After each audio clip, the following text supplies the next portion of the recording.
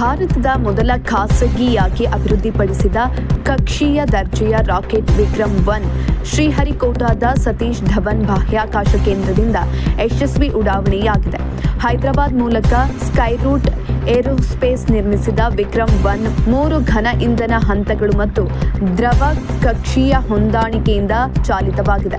ಇದನ್ನು ಬೆಳಗ್ಗೆ 11:30ಕ್ಕೆ ಉಡಾವಣೆ ಮಾಡಲು ನಿರ್ಧರಿಸಲಾಗಿತ್ತು. ಆದರೆ ತಾಂತ್ರಿಕ ಸಮಸ್ಯೆಯಿಂದಾಗಿ ಉಡಾವಣೆಯಲ್ಲಿ ವಿಳಂಬವಾಯಿತು.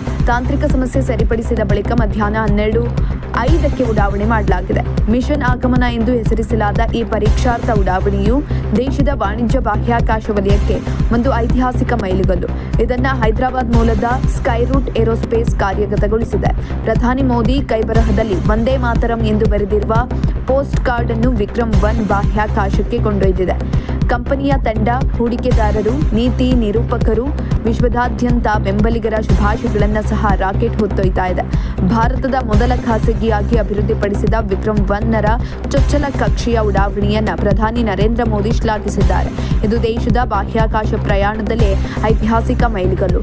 ಭಾರತದ ಯುವಕರ ಪ್ರತಿಭೆ ಮತ್ತು ಉದ್ಯಮಶೀಲತಾ ಮನೋಭಾವದ ಪ್ರತಿಬಿಂಬ ಅಂತ ಬಣ್ಣಿಸಿದ್ದಾರೆ.